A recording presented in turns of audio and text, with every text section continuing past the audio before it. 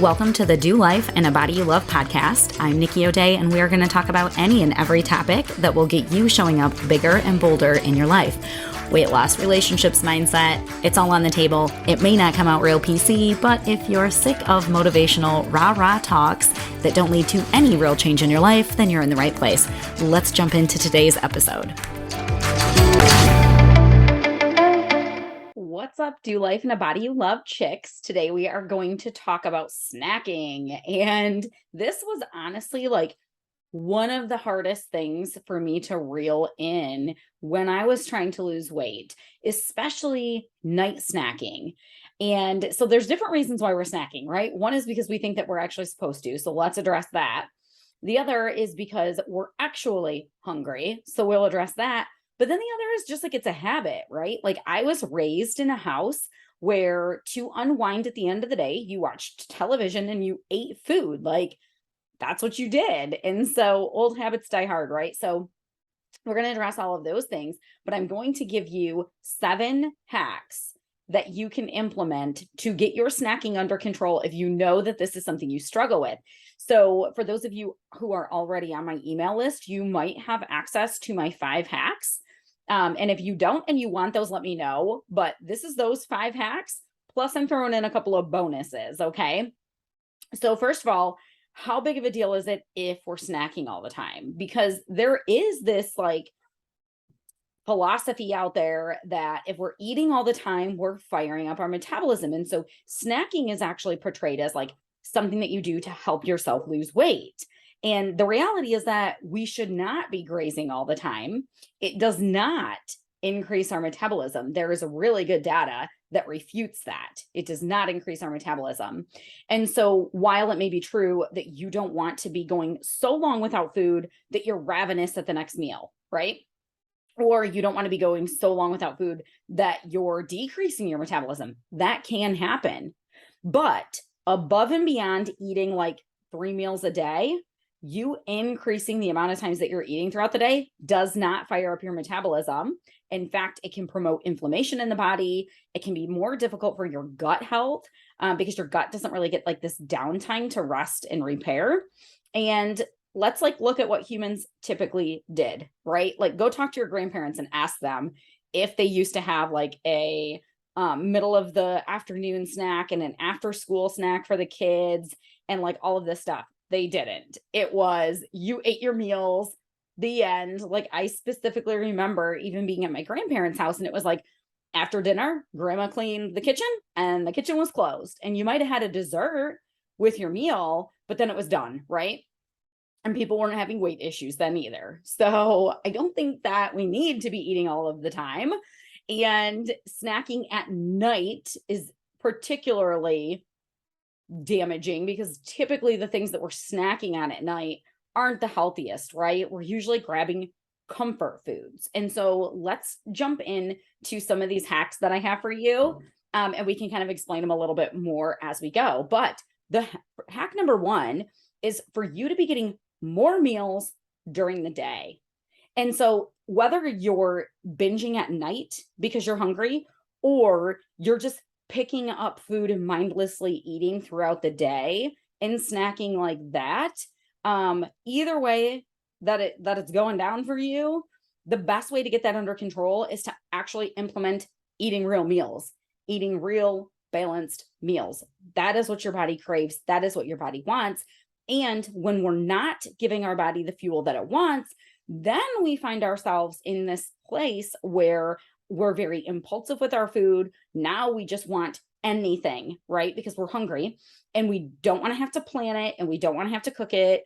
And we want it to be like comfort food, really. Like once we get to that point, we're just like, give me anything, give me whatever. And we're eating all the time. And it's actually coming from us basically being malnourished. And so hack number 1 is to eat more food during the daytime and at regular like meal times.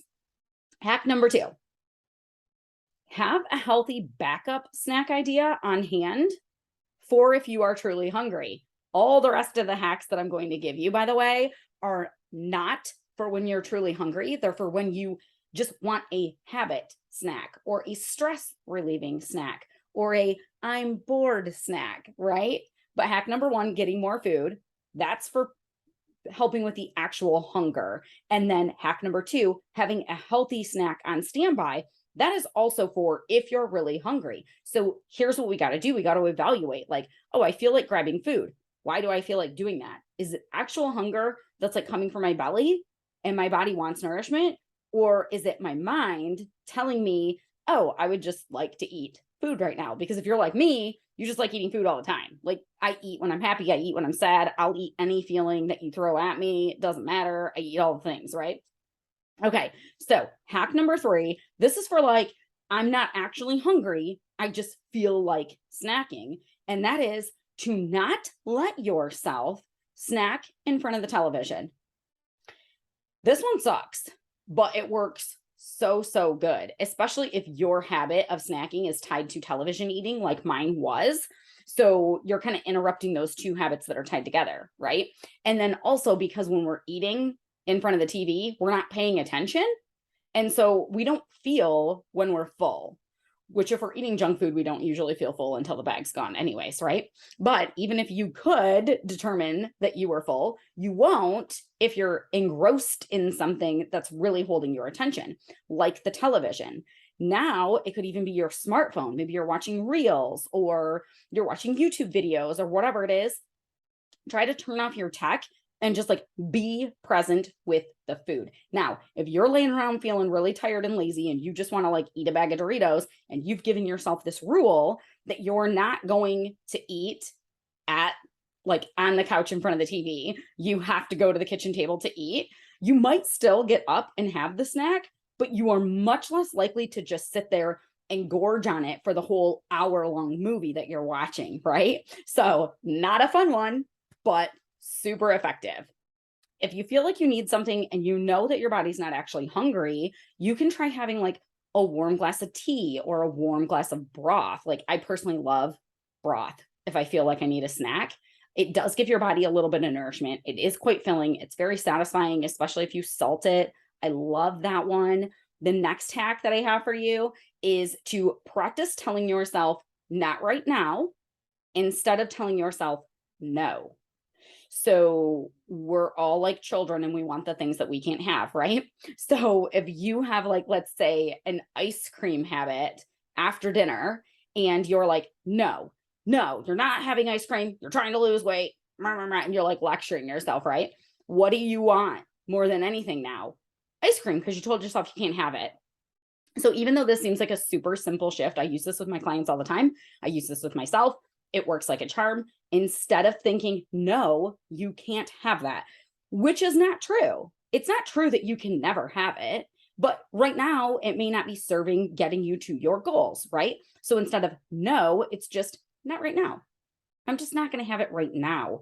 And you'll be much less like hyper focused on it. You know how that happens? Like once you've had the thought that you want the thing and you tell yourself no, and then you think about it again and you tell yourself no, and you keep having the thought more and more frequently until you're up having the thing, right? Well, if you stop telling yourself no and you tell yourself not right now, that greatly lessens. Now, if that doesn't do the trick, here's another thing you can do. If you currently gauge your progress by clothing that you wear. So with my clients, we call this the tight pants test. And it's not necessarily always pants. It could be like tank tops that dig into your arm fat and you don't like that, or whatever the thing is. If you're currently measuring your progress with clothing that fits you tightly and you don't enjoy it, go put them on. Go put them tight pants on, girlfriend. Go put that tight tank top on. You will not feel like having the snack then. It's a reminder, because a lot of times, like when we want a snack, it's an impulse. We're not real concerned with future results, right? And we can grab things so quickly and so readily now and so effortlessly that before you know it, you're like elbows deep in a carton of ice cream or Doritos or whatever the thing is, right? And so by going and putting yourself in those clothes that you have as a goal to have them looking good, it snaps you back into what's important to you. It takes the impulsivity away. So maybe it's like this. No, not right now. Well, I'm still thinking about it. Okay, fine. I'm going to let myself have it. But first, I'm going to go put these clothes on and remember why it's important to me to stop this snack habit. And then if you still want it, fine, you gave it your best shot. But a lot of times that will snap you out of it. Now, here's the last one, number 7. This is a really good one. It's called Take 10. So it kind of builds on some of these previous principles where you don't tell yourself no, you tell yourself not right now, and you make yourself wait 10 minutes. You go drink some water, because sometimes we want something because we're actually thirsty and we're just kind of getting the wires crossed, right? So you go drink some water and then you go do something to occupy yourself.